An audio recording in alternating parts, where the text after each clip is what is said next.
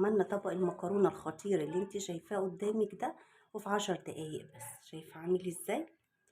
طبق مش مجرد نشويات، طبق كله خضار ومليان فيتامين عالي جدا. تعالوا نشوف الطريقه ونشوف عملناه ازاي. بس لو اول مره تشوفيني ولسه مشتركتيش في القناه، انزلي نورينا واشتركي في القناه وفعلي زر الجرس، خليه على الكل عشان يوصلك مني كل فيديوهاتي. وتعالي بينا يلا نخش على الطريقه ونشوف عملنا الطبق الجبار ده ازاي. تعالوا بقى نعمل مع بعض طريقة سهلة جدا للمكرونة. لو مشغولة جاية من بره ومستعجلة مش فاضية لأي حاجة، دي أكلة المستعجلين زي ما بيقولوا كده.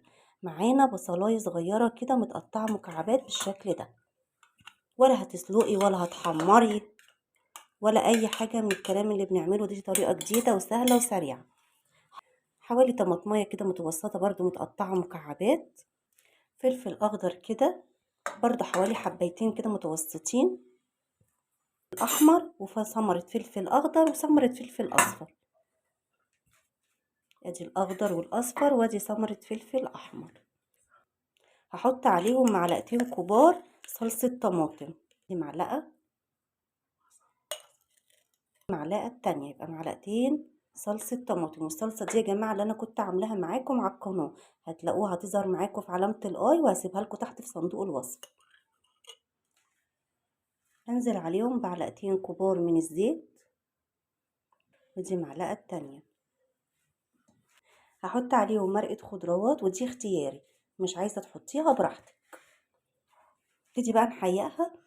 نص معلقة صغيرة كمون، معلقة صغيرة بابريكا، نص معلقة فلفل اسود.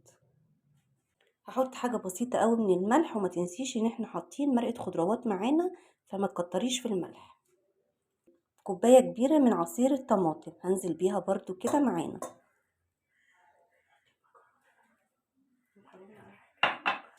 هنزل عليهم بكيس من المكرونه، وتقدري تحطي اي نوع مكرونه انت حباه، سباكيتي، ريشه، خواتم اللي زي كده، النوع انت حباه من المكرونه.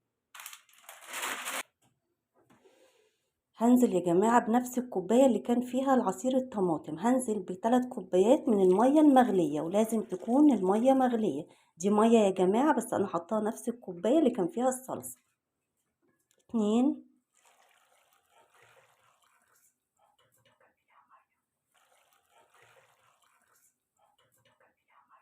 كده حطينا 3 كوبايات من المية وكوباية واحدة من عصير الطماطم. هنقلب بقى كل المكونات دي كده مع بعض كويس، وهشغل النار. كل ده كانت النار لسه مطفية.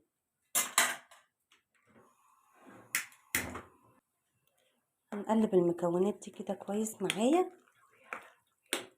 ونظبط الملح بتاعها، ونشوف لو احتاجت ملح تاني هنحط لها.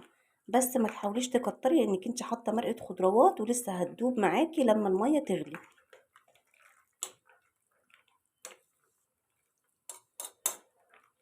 سيبيها بقى تتشرب.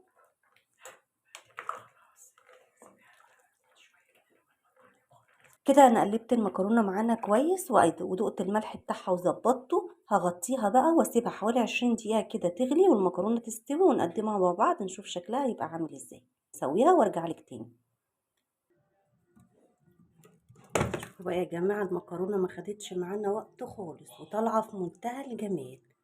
ريحتها قلب البيت، كلها غذاء، كلها خضار، والفلفل الالوان ده طبعا مطلوب في كل الاكل يا جماعه، بيزود المناعه وجميل جدا. مكرونه مستويه بالواحده، شايفه عامله ازاي؟